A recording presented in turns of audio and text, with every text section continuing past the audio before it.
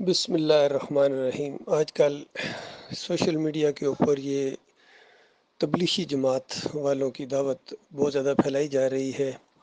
اس میں ایک یہ مولوی عباد اللہ صاحب ہیں، پھر طارق جمیل صاحب ہیں، سعید انور ہیں، جمید جنید مشید کے بھی پرانے کلپ لگائے جا رہے ہیں، اور بھی تین چار آدمی ہیں وہ اس طرح بات چیت کرتے ہیں کہ بس اللہ کو راضی کر لو، اللہ سے جڑ جاؤ اور نمازی بن جاؤ، سارے مسجدیں بھر جائیں، عمرے کرو، سارے حجی بن جاؤ۔ یہ ایک فرضی دنیا میں گویا رہتے ہیں، اور ایمان عقیدے کی جو روح ہے، قرآن کا جو انداز ہے یا انبیاء کی جو دعوت ہے، اس کی گویا ان کو ہوا بھی نہیں لگی ہے۔ اور ہماری دعوت اللہ اور ان کی دعوت میں آخر فرق کیا ہے، لوگ جاننا چاہتے ہیں۔ یہ صرف اللہ سے جڑ جاؤ اس طرح کی باتیں کرتے ہیں، لیکن جو غیر اللہ کی دعوت ہے، غیر اللہ کی پکاریں ہیں، غیر اللہ کی جتنی شرکیہ قسمیں ہیں، ان کی کتابیں بھری پڑی ہیں، ان کو چھوڑو بھی نہ، ان کو چھوڑنے کے لیے تیار نہیں ہیں۔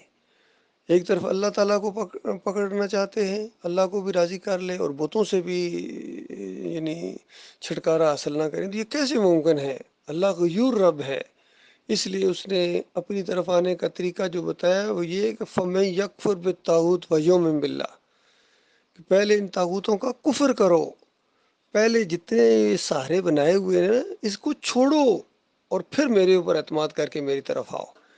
یہ نہیں کہ اللہ کی طرف بھی آنا ہے اور اس کے بعد یہ جو دوسرے سہارے ہیں ان کو بھی نہیں چھوڑنا ہے، کہ کہیں اگر اللہ کام نہ آیا چلو یہ کام آ جائیں گے، تو ایسا نہیں ہوتا ہے۔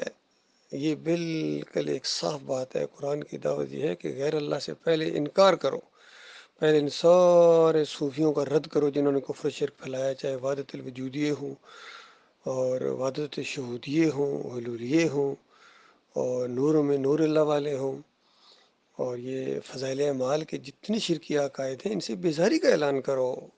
فیضان سنت کے اندر جو کچھ شرک لکھا انہوں نے، یا اعلیٰ حضرت نے جتنی شرکیہ باتیں لکھی ہیں، یا ابو الاعلیٰ نے شرک پھیلایا ہے رسائل و مسائل ساسوم کے اندر، اور کتنے ان کے عقیدے مشرکانہ سامنے آئے ہیں۔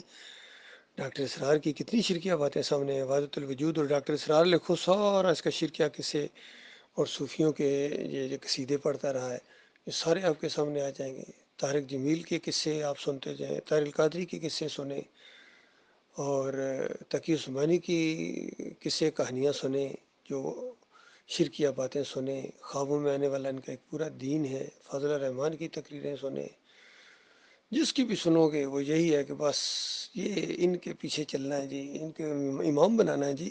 علی انجینئر صاحب کہتے ہیں فخر کے ساتھ کہ میں چندے دیتا ہوں، میں ان کے پیچھے نمازیں پڑھتا ہوں، ان رافضیوں کے پیچھے، بریلویوں کے پیچھے، دیوبندیوں کے پیچھے، سب کچھ کرتا ہوں، یہ فخر سے کہہ رہا ہے۔ تو پھر اللہ کے ساتھ تمہارا کیا تعلق ہے بتاؤ؟ اسی طرح توصیف الرحمان ہے، کہتے ہیں دور سے تو جو ہے فرشتے لے کے آتے ہیں، نبی علیہ السلام کے پاس ہمارے اعمال لے کے آتے ہیں۔ طاہر القادری کہتا ہے کہ کچھ نور کے فرشتے ایسے، انہوں نے نور کی ڈائریاں اٹھائی ہوئی ہیں اور نور کے قلم ہیں، اور وہ صرف درود لکھتے ہیں اور کوئی چیز نہیں لکھتے ہیں، اور جہاں کہیں بھی کوئی درود پڑے اس کی دو کاپیاں بناتے ہیں، ایک اللہ کے پاس بھیج دیتے ہیں اور ایک مدینے میں قبر میں نبی علیہ السلام کے پاس بھیج دیتے ہیں اس کی فوٹو کاپی۔ اندازہ لگاؤ، یہ حال ہے ان کا۔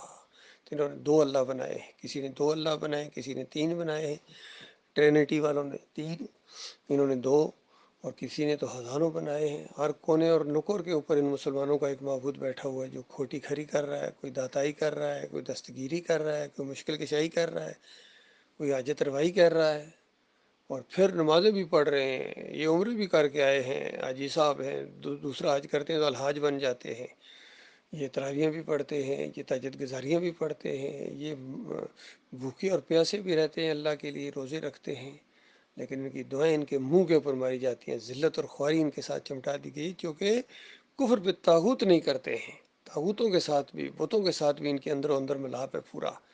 تو بتاؤ پھر ان کا اللہ کے ساتھ کیا تعلق ہے؟ تو یہ دعوت میں فرق ہے اللہ کے بندوں، میرے بھائیوں۔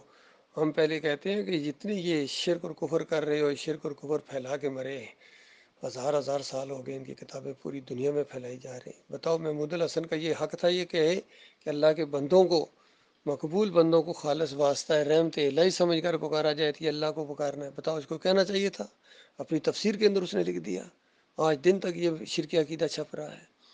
کیا محمد حنیف کو یہ کہنا چاہیے تھا کہ یوسف علیہ السلام کو سجدہ اللہ ہی کو سجدہ ہے، اور اللہ تعالیٰ نے اپنی ایک صفت عیسیٰ علیہ السلام کو معجزانہ طور پر دے دی تھی؟ یہ کہنا چاہیے تھا اس کو.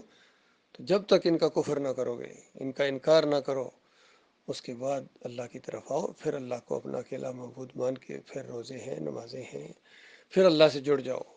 پہلے ان سے کٹو، پھر اللہ سے جوڑو. یہ بات جب ہم اپنے تبلیغی بھائیوں کو کہتے ہیں تو بس اس کے بعد ان کو آگ لگ جاتی ہے کہ اچھا ہمارے زکریا صاحب نہیں جانتے تھے، ہمارے الیاس صاحب نہیں جانتے تھے، گنگوئی صاحب نہیں جانتے تھے، اشرف علی تھانوی نہیں جانتے تھے. ہم کہتے ہیں نہیں جانتے تھے.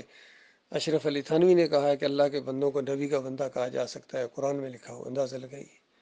تو کون کون سی ان کا شرک مانو گے اور کون کون سے ان کے شرک کا دفاع کرو گے؟ کل قیامت کے دن ان کا کون دفاع کرے گا؟ تو یہ معاملہ ہے میرے پیارے بھائیو.